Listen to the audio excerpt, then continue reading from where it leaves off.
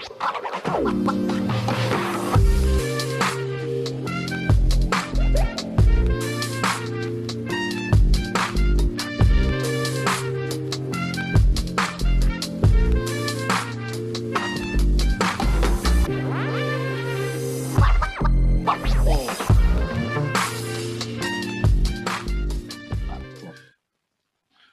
afternoon, Giants fans. Hope you're all well. Welcome once again to our little pre-game show. We've got a double header ahead. So I'm going to try and say that after a few beers on Friday. I doubt that'll go well. As always, I'm joined by Mr. Frost. Introduce yourself, big man. Hi, pal. Yeah, good to be on board again. Absolutely fantastic. We've got a fantastic weekend ahead of us, and I'm looking forward to doing this show. Absolutely, mate. And it also means that we can have wings 2 of the 3 days of the weekend. So correct. So I can't wait. So on Friday, we go the long drive down to town to Plymouth. What are your thoughts? How are we feeling? Well, I don't feel good for the players having to go down there because that is a long way. I mean, the thought of 6 hours, maybe something, I don't know. 6 hours down there. Say 2 hours, for the whole game experience, and then another 6 hours back. That is one long day. Myself, it's a weird one because I was saying to you before, Jake, like the game that we played against them last at home is like the forgotten game. Yeah. Everyone, forgets that we played them. They're a very good team, and they are, in my eyes, underachieving for the team that they are. Yeah. I say underachieving. They had a good win against Cheshire. It could have gone either way. But yeah, I genuinely thought, and a lot of people thought, that they was going to be the people who would sort of get into the top three. I'm confident of our own ability, definitely. But yeah, it could go either way, as most games can these days. I think before the season started, exactly like you just said, everyone predicted them to go top 3, 4, along with your Newcastle, your London, and slipping in your between Leicester and Plymouth. They've built a really, really decent side, but I think their past 5 games, they've lost 4 in a row. Last game they had was against Cheshire, as you just mentioned, and they won only by 6 points. It was a scrappy game. So I think they're ready to absolutely pounce on someone. It could definitely. It could go either way. This, like I said, because the worst time to play someone is when they're down. It's like prodding a lion when he's hungry. Do you know what I mean? It's they really could just turn on someone just in the blink of an eye. But likewise, we could just go down there and just be like, we don't care what situation you're in. We're just going to play our game, and which I'm assuming they're going to, and just go there. We could steamroll them. You know what I mean? I think we saw in the last game against Surrey, we're ready to play. I think obviously that they're sick of everything going on. As soon as they got out on that court, they just we clicked in the second half. Yeah. But when we got going, we just looked absolutely unstoppable, like one of the best teams in the league. Yeah, definitely. I mean, the first half, you could tell, we both had a COVID layoff, which on that regards, especially with what happened this weekend and things like that, I do genuinely think the league are going to get so much stricter now. I think the league are going to look into the housing situation, everything. Yeah. Just so there isn't a repeat of that, because obviously you can't please everybody. I totally understand that. And, you've got people saying, well, would that have happened if it was Giants, things like that. I mean, I was listening to a commentary the other day, I can't remember what it was, but it said that apparently they contacted Giants to see if they could fill in. There was a rumour or something. I heard about that. Yeah, I don't know how true that is, but yeah, so I just think that, each team now is going to savour every single game they play. You just don't know when you're going to have that week and a half, 2 week layoff, whatever it is. Do you know what I mean? Absolutely, mate. So, yeah.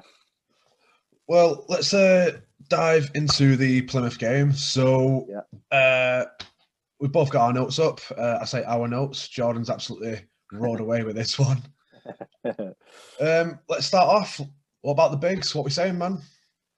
Yeah, I mean, they've got a couple of good bigs, and the one I was looking at, and his points average isn't amazing, but it's Mr. Neighbour. Now he's just Well, long. neighbour. Yeah. Yeah, He's got a just very long. good shot from outside as well. Yeah. As soon as he gets going. Well, this is it. And this is what worries me slightly. I mean, we're very lucky that we've got another tall forward in Hexham. Yeah. I think, remember when we were saying about, I don't know, obviously know what a coach's starting lineup's going to be.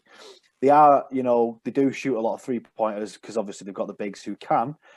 I wonder whether he'll start Ulf as well, because obviously whoever's marking Neighbour might be, say it's Brady, might drag Brady out there just as that extra big for rebounding. Yeah. I don't know.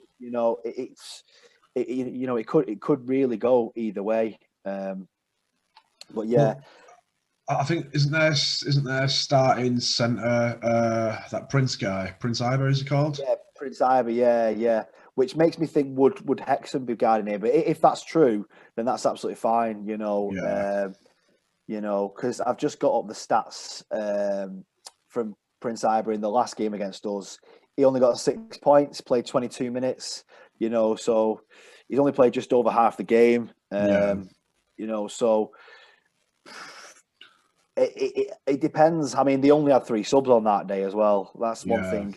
That's why I'm kind of scratching that game as a sort of standard. They did have a good team. They had a strong team, but they only had 3 subs. And it's not your full rotation. So they seem to travel not amazing, but at home they get they've got a good bench. I mean, they've got that. Is it Mike Morsell? He's averaging 22 at the moment. Ashley Hamilton. Ashley Hamilton. He's a great player. As soon as I saw them pick him up, obviously, when we saw the Royals go down a couple of seasons ago, I was like, whoever picks him up is going to be building a good team around his style of play. Definitely. Yeah, they've snapped him up and it's a great signing for them.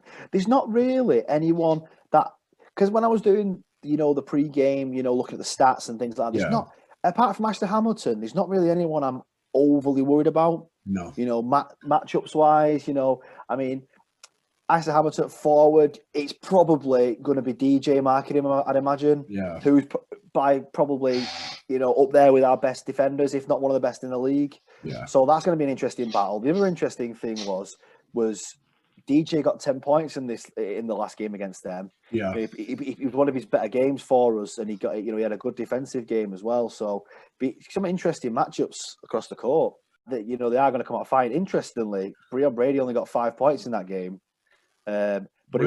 it was a game where he only played 15 minutes. He got foul trouble very early. He was in 4 fouls within 3 quarters or something. I'm not sure, but he definitely sat most of the first half. Yeah. And for a player like that to play only 15 minutes, is just it's scary for them, if anything, because he's going to come there with a different mindset now. Because I mean, you hear it all the time. Coaches saying, like on that one where Mr. Thomas was mic'd up. They're saying get Brady out of the game. Everyone's saying it. Everyone's saying it, and he's a different player. I know. If anything, it's a good thing because they're scared of him. Well, yeah, and it frees up other players. You saw Sam Cassell go off the other day. You can't sleep on these kind of players. You know what I mean? Yeah. It's also the same game. You mentioned Brady getting is it 5 points? 5 points, yeah. 5 points, 15. You mentioned that game. Whelan came off the bench for 25. Yeah. Again, and I don't know what the situation is with Whelan. Think he might be laid off, but if he is, it's a big loss. Oh, massively, massively. It's a huge loss, and and like I said, that was one of the first games where he sort of broke out off the bench, and everyone was like, "Oh, wow," you know what I mean? Yeah. Like, this is special. This is going to be good. And yeah, for that contribution, you look with Hexham's 29 and his, 25, it's a lot of points that, especially his to be giving up. So considering we only scored 88 in the whole game. Yeah, DJ contributing 10, it's gonna be a tough one. I mean, cool. Yeah, so it was close, we won 2 quarters, they won 2 quarters. So, you can't sleep, you can't sleep on them. We're going to have to be firing from all angles, and we need to make up. If Whelan is missing, we need to make up his points somewhere. Absolutely, I think this is where I think Jack will come into his own. I think obviously we've spoke about him being really his confidence is building. Obviously in our last podcast with David Orth, he mentioned that his confidence is coming up and up, and it shows. And I think this is the game where he's going to get his head on and step it right up, and he's going to make up them contributions. Interestingly as well, Ulf didn't play in the last game against them. Oh, we took a dub. Okay. Yeah. So Ulf wasn't there, so it's a bonus. Oh, of course, because DJ was playing centre for us, wasn't he? Yeah, it was a strange game, to be fair. It was a strange game, but yeah, Ulf's back there now, so hopefully that's a bit strengthening for us.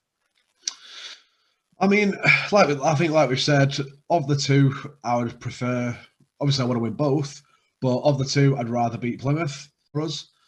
Yeah. On the head-to-head, we've already beat Cheshire. I'm not saying we should relax, but we need to get the points off him. Yeah, I mean, speaking of when you say the words, season dictator, if we win both, mate, that's a season dictator. Oh, absolutely, absolutely. So, that's if we come away this weekend with two wins, we're in serious contention because they're too big, especially Plymouth away. That's a big away game out of the way. That we've done the double over Plymouth there, which is something that not a lot of people would have said would have done at the start of the season. Very true. And then we've only got a very short ride to a home game against Cheshire. Last game, obviously, me and you spoke. I think because I've not watched Plymouth that much outside of us, the Giants playing. I've watched Cheshire quite a bit just because me and you talk quite a lot about the force that is Jimbo Lull, but also the weakness that is Jimbo Lull. Yeah, I mean, I've been watching the last few games and, I've got my coach's head on here when I say this, but a lot of teams have been boxing him out at the top of the key. He's got this tendency to, I don't know whether it's the plays Cheshire play where he comes up for the high pick, but the shot seems to go up sometimes or quite a lot of the time with him at the top of the key or around the 3-point line. Yeah. I watched him in his first game. I'm not sure who he was against, but I know it was at Newcastle because it was a Sky game. Yeah. And he was just hitting 3 after 3 after 3. And he's got a good shot on him, but I've not seen that kind of 3-point form since then. So I think the key regarding the Cheshire game, they've got, there's a few keys to it. Jalen Hayes has started playing really well, things like that.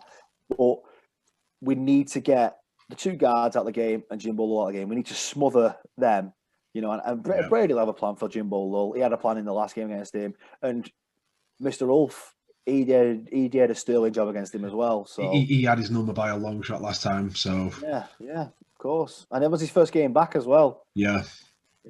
So about Brady's foul trouble at Plymouth. Yeah. We both said in the notes that we've got here, Brady has to get to the half with less than 2 fouls.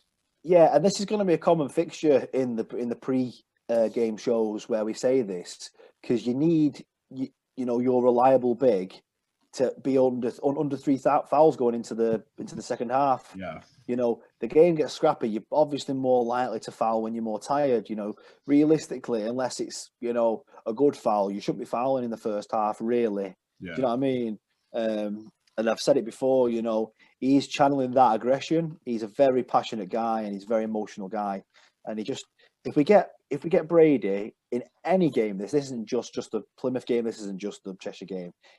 Get Brady into the third and fourth quarter with 2 fouls or less. Yeah. You've always got a chance. Absolutely. And it's something he's definitely working on, and you can see that. And we've spoke to the guys, and they've said that as well. Absolutely. Ross and McCall.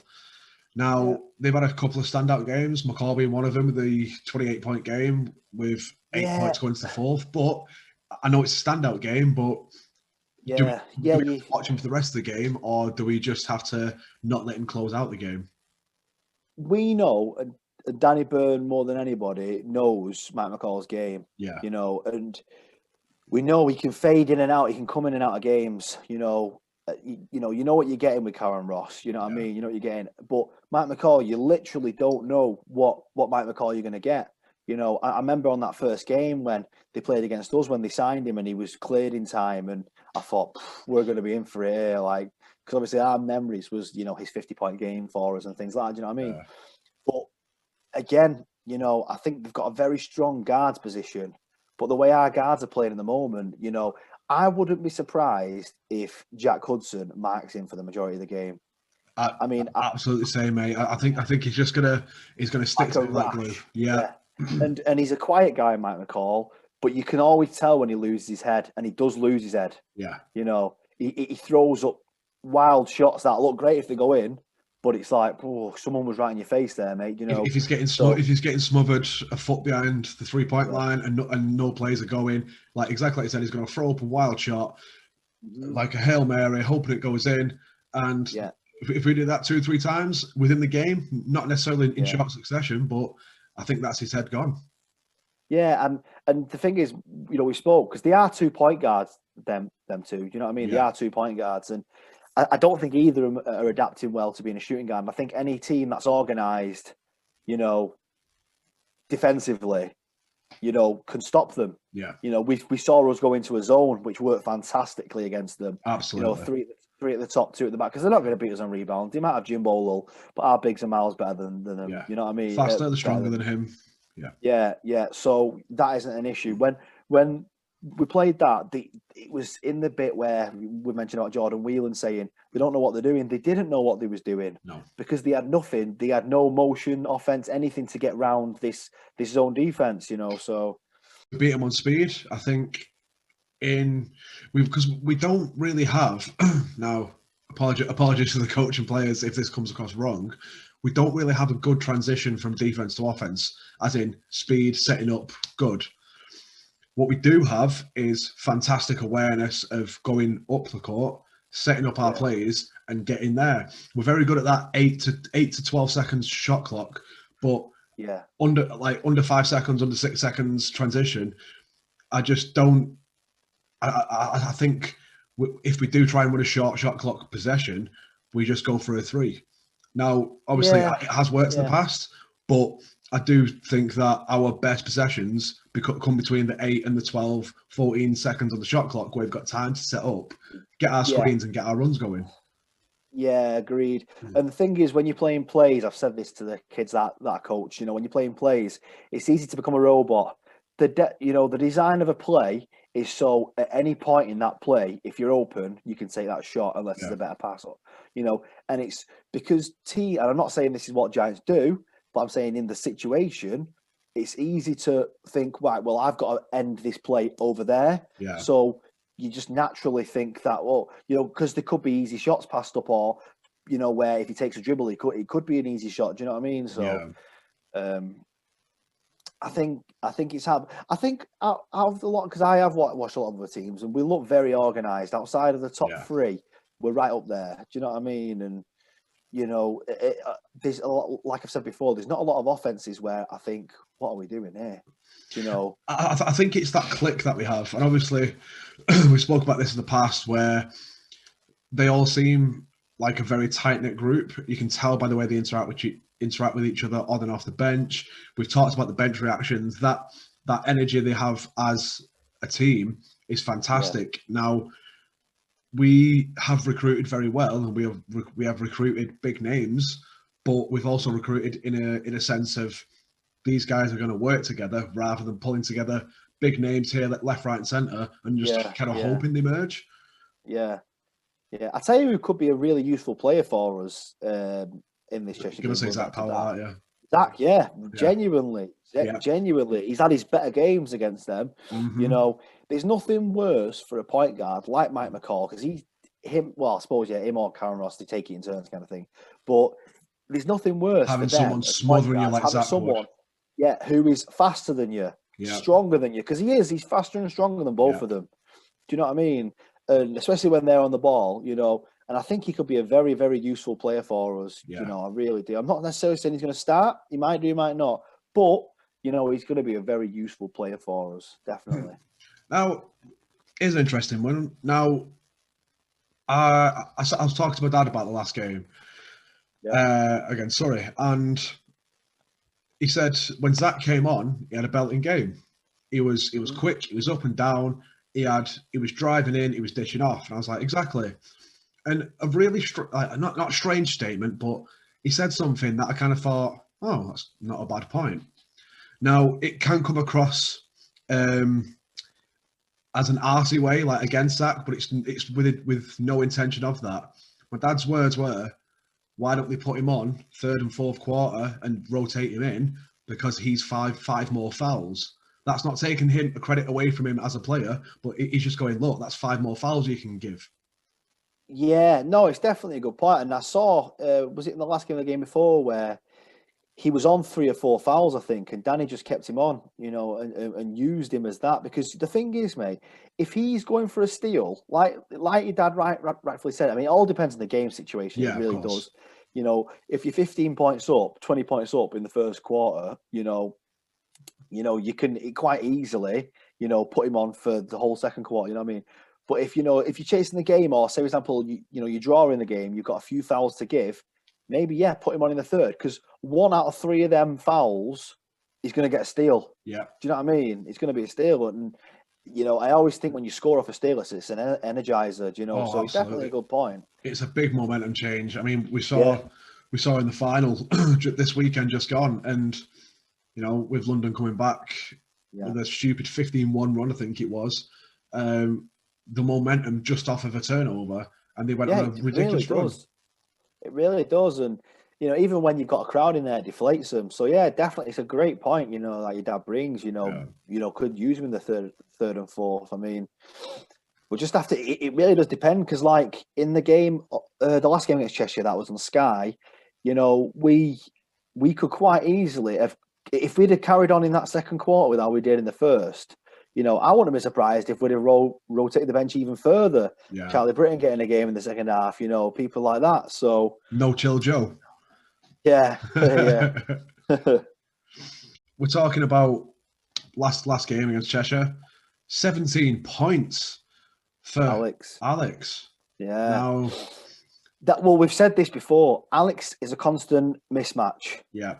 And his head wasn't quite in it in the last game. It probably was, because there was a lot of people who was like this as well. It probably was purely because of the the coronavirus layoff, etc. Yeah. But it's like you said to me, once he hits one, that is it. He'll keep rolling. He's gone. Yeah. But one thing he does do, he does play good defense, even if he knows he's missing a few shots. Yeah. So that's, again, that because there is there's 2 mismatches. I think if Whelan doesn't play, I think he'll start Alex this week. But because Alex is a mismatch in that game. Don't forget, he's like 6'5", 6'6". You don't think he's that big, but he's big and he's strong. Yeah, that's it. And he's an athlete, So, and again, he's another guy who can bring the ball up if you need to, because Cheshire love a press. Cheshire love a press. And they love a full court press, and then when you work them out in 3 possessions, it's game over. Yeah, well, that's it. Yeah, I mean, in that last game, they did a full court press, and Giants was playing the simplest press break going. Yeah. Just keep passing to both the guards. The simplest, as long as you got the ball in from the baseline, it was simple from there. Exactly. I think we need to worry about. What Cheshire need to worry about is letting Hexham have the ball anywhere near the baseline or the corner, because he's going to hit the corner free, or he's just going to step around you. Yeah, it's crazy, and because he's got such long limbs, he will step. Literally, you said that hit the nail on the head. He will step around you. Literally. I mean, there's some of the biggest dunks he's done this season. He's where he's been on the baseline. Everyone's thought he's going to shoot a free, and he just stepped round his person who's guarding him and just jammed it. He's using that jab step. He uses his offhand just to create that space, and he's round. Well, this is it. I mean, and as tall as Jimbo Lull is, when you've got someone who's only slightly smaller than you running at you like that, he doesn't jump very high, Jimbo Lull. And he's looked very leggy the last few weeks. Yeah, looks like he's puffing. Yeah, where he's tired. I see that he wears 2 knee braces. His knees hurt him. I don't know, because they are genuinely quite reliant on him in the games. You know what I mean? So I don't know, but I think Brady, because he's the kind of player that not just physically but mentally will tire Jimbo out, and that's where Lyle's mismatch can. I mean, I don't know who's going to guard Lyle. I don't know whether they'll have Jalen Hayes marking him again, because that didn't work. So I really don't know. I think the only person that kind of because they're all mismatches. They're all either too small or too small. Yeah, Exactly. That's what I mean. They've not got. There's not anyone where I'm overly worried about that. Mate. The only one where slightly worries me is if Karen Ross goes off. Yeah. Because he can go off. But also in that aspect, when he misses a few, he'll keep chucking him up, and he'll just keep chucking him. So he can be a walking turnover in that aspect. You know what I mean? Right. So rather than us text each other our predictions, let's get it live on air so we've got a record of it, mate. So first off, Plymouth. Do you want to do just straight up score, or do you want to go like we did last time, where we have the player like guesstimations? No, I don't, because I don't. Yeah, we'll just go. We'll score predictions. We'll just go score predictions. Yeah. So for Plymouth, I think it's going to be quite a low scoring game, and I reckon it's going to be pretty tight. I'm gonna write it down as well. I'm going for Plymouth 72, us 78. I'm gonna go Plymouth 67. Yeah, you like a 67, don't you? Yeah. Us 72. 72. Yeah. Cool. I think it's gonna be really tight. It's Plymouth, Cheshire. Us being at home, I'm gonna go 81. 64. I'm going to be 164. Yeah. I think we can do it. Okay. Just with us being at home, DJ's hitting a bit of form, Yeah. Ulf back. I think I'm going to go big. I think we're going to go big. I think Cheshire will give us a good run because, like you said, I think if Ross catches it, they're going to be hitting 70 plus points. Let's go Cheshire 72. And I go big with this because I reckon everyone's going to be hitting 96 Giants. Ooh, like it. So 96-72. So from the top on Friday, we've got Plymouth. Jordan thinks we're going to win 72-67. I'm going to go for 78-72. And then with Cheshire, Jordan's thinking we're going to win 81-64. And I'm thinking we're going to absolutely roll them over with 96-72. So we will get them up on social media so you can ridicule us with how close or how far away we are. Just ridicule us anyway. Sure. But yeah, I think it's going to be a tough weekend. And I think this puts us, obviously depending on other results, I think this, honestly, mate, solidified us top 5. And that's a bold statement, but I think it's solidified us top 5. It really does. It really does. If we get that second W, especially, I mean, we've already blown Cheshire out this year several times, and that definitely won't be an easy game. I understand that, but I think if we beat Plymouth for the second time, especially with the whole journey thing, and I really do think that it's going to be, it's going to be a big game for us to win that if we win it. Absolutely, mate. I'll just make sure I finish the wings for the first quarter to start rather than after the game. Yeah, make sure you eat your wings before the tip off or around about the second quarter's fine. Just don't start at half time, guys. We hope you enjoyed this pre-game show, and let's cheer the boys on. Yeah, big shout out to the lads as well. It's a long journey. I'm hoping when this gets released, it'll be about around the time you're probably on your way.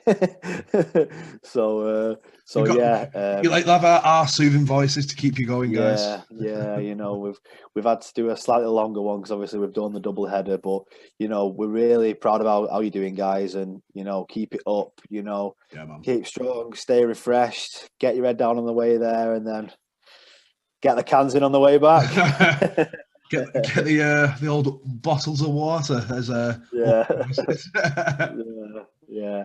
And if you haven't already seen it, guys, get on the Ulf interview. You're gonna love it. You are gonna love it. Absolutely, mate. It's a laugh from start to finish. It's 58 minutes of laughter, and I don't think I think we've watched it and listened to it already, and I don't think we counted 5 minutes go by where we weren't laughing or chuckling about something. So check it. We should have just chucked. Yeah, we should have just stuck some like 60s music in the background and we'd have just been in our local pub. Just the clanking of glasses. Yeah. Oh man, but yeah, thank you so much for listening, guys. If you're not already, go and subscribe to our YouTube channel. Go and follow us on all social medias. You'll see everything there and there alone. Get behind the boys. Make sure you tweet them. Give them a little comment on Facebook. Just do anything to get behind them, knowing that the fans are behind them, because we can't be there right now. But I promise you, from me and Jordan's interaction with them, if you tweet them, message them, they see that. They really do see that. Yeah. And again, I've said it in previous podcasts, they are so receptive, guys. And we are so proud of being that fan's voice. You know, we speak to them, we speak to the coach, we speak to the players, you know, and it's absolutely fantastic how much you know, we do pass on everything that's said, and we have conversations and you know, and I'm not saying go out there and just message them, because you know that's not the way to do it, but you know, anything you've got, send it to us and we'll fire it straight to them. As always, thank you so much for listening. Thank you for taking time out your day to listen to us. I hope you're enjoying that brew. I hope you enjoy your dog walk or your 1 hour government allowed issued exercise. This has been the pre-game show to the Plymouth Cheshire weekend. Thank you so much, guys. It's been a pleasure as always. Yeah, stay safe, everybody. You know, we are thinking about you. You know, we try to give that sort of positive vibe out. You know, if you know, and we don't even just want Giants Square. If any of you just want to talk, you know, about anything, it could be NBA, it could be football, whatever. Drop us a message. And we're there for you. You know, we're there for everybody. We don't care who you're a fan of, whatever. You know, just give us a message if you're feeling a bit down, whatever. You know, we'll bring these positive vibes there, because it's what we need. We need some positivity. Do you know what I mean? And that's what we're here for, guys. And that goes to any of the players. You know, anybody. We're here for you. Absolutely, mate. Absolutely. So stay safe, guys. Thank you very much, and we'll see you in the next one. So, guys, that was our preview show. Hope you enjoyed it. Time for everyone's favourite part of the show, the shout-outs. Yet again, outstanding support from our man Zeb. He's been killing our illustrations again. He's the one working really hard to help us grow, liking everything, sharing everything we do. So big up, Zeb. Thank you very, very much. Shout out to Louisa Jane Sports Massage. She's very kindly just reshared our story about her before. If you didn't hear the David Ulf podcast, first of all, go and check it out. But we talk about her getting involved with the Giants, and she's doing really, really well with her business. Shout out to John Ulf for loving the wings that we sent to your son, David. I believe that you wanted to try one and you end up eating 8 or something, was it? 8 out of 12. As many as 8. So thank you for that, and I hope you enjoyed them. As always, shout out to the players, staff, coaches, and everyone involved with the organisation of the Giants for allowing us to do this. It's a major, major impact on what we do, so thank you so much. And of course, the fans, which is why we do it, because we are for the fans, by the fans. You need to keep us going, keep interacting with us, keep us coming with your suggestions, comments, questions, everything. That energy is fantastic at the moment, so thank you very much. This is the chance and spot for your adverts. So if you're a small business, large business, or anything in between, please hit us up. This is where we will slot you in nicely to gain any support for you guys that we can do. So get in contact with us on any social media or on our email, giantsquestions@outlook.com. And we can sort that out for you. Also, guys, let's not forget, we've got the giveaway. I believe it ends the Saturday the 2nd. Am I right, Jake? It does, mate. Yes. Yeah, Saturday the 2nd. So it is a Molten Size 1 basketball. Perfect for your kids. Perfect for you to hear banging off the wall in the middle of lockdown because you're trying to homeschool your kids. Great for a PE lesson.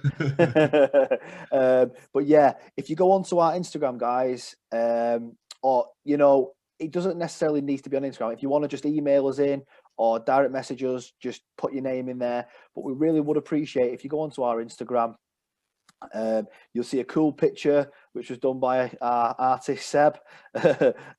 You'll see a cool picture of Alex Owande with a ball, and all it needs to do, guys, is share the post, like the post, tag 3 friends in it, and you're in the draw. Like I said, alternatively, if you've not got Instagram or anything, just give us an email or a message or a private message at any one of me or Jake, on any social media platforms, even Facebook, and yeah, it could be yours. And like I said, it's great for the kids. So yeah, completely free to enter, guys, and we'll send it out to you. Thank you very much for that, Jordan. Yeah, get involved, get a ball, listen to us, enjoy the show, and of course, enjoy the game and cheer the boys on from your own living room. Thank you very much, guys. Take it easy, stay safe, and I'll see you next time.